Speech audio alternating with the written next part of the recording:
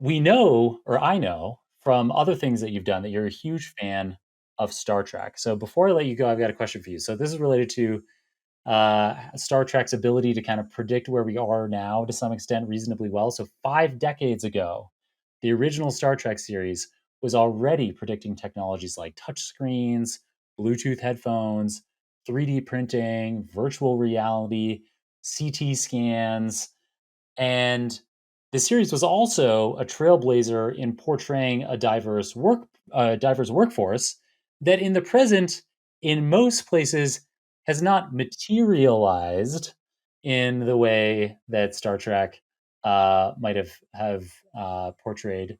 So you've spoken before about AI and the future of work in many places. What do you think is in store with AI that's really exciting for you?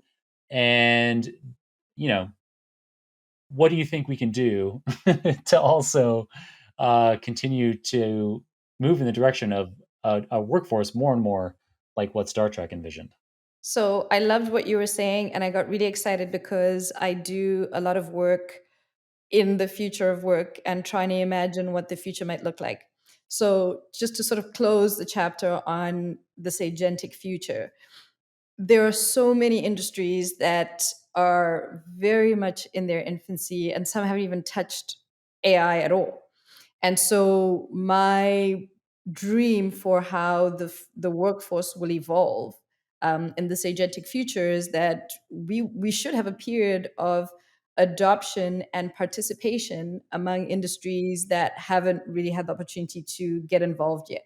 So if you work in the trades, if you work in construction, if you work in design, if you work in hard industry, then there are many many opportunities for an agentic future, right? Because those are processes that people know very well, and there's still the opportunity to map some of those processes to make them more efficient or to make them easier to interact with, easier to learn, easier to train, many different ways that people in those communities can start to interact with agents or build agents, etc.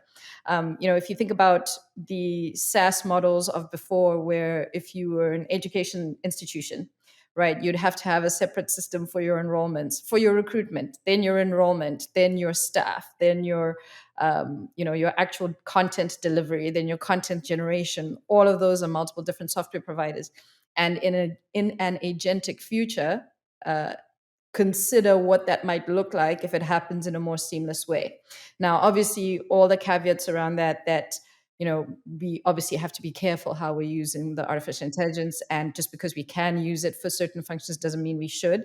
But I would say certainly before we have this apocalyptic jobs are going to take AI is going to take all our jobs and it's going to be terrible, there is absolutely a period where we have the opportunity for participation. And the no code options that are provided by AI make it possible to have this kind of participation in ways that we haven't before. And so tying that into a diverse workforce like Star Trek envisioned, well, from an access perspective, that means you have people sitting in Zimbabwe, where I'm from, originally from, that are now able to start working with agents and build agents around things they care about. So it's an agro-based economy, lots of minerals and mining going on there. If you now have people who can start to become specialists in how AI can advance those industries, including around food security and the genuine problems of day-to-day life, healthcare, then there's a promise there. There's a potential there that we need to explore. The technology exists today, so there's no reason why we're not trying to advance some of those sectors and improve the livelihoods of some of those people.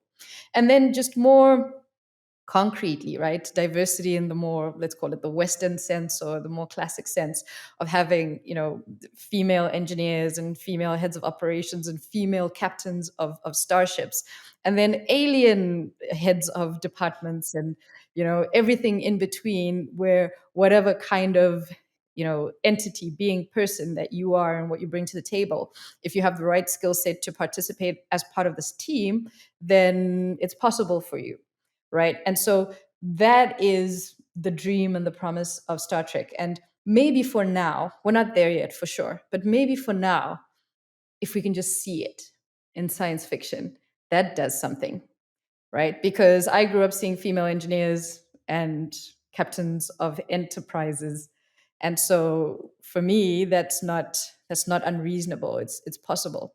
So as the world works through our issues, as we figure out how to treat each other like we come on normal distributions, all of us, whatever groups we belong to, then the future state is that if we and have an example of what it would look like if everybody was included and everybody could participate and bring their talent towards a goal, a community goal, like running a ship, then if we can see it, maybe it's possible.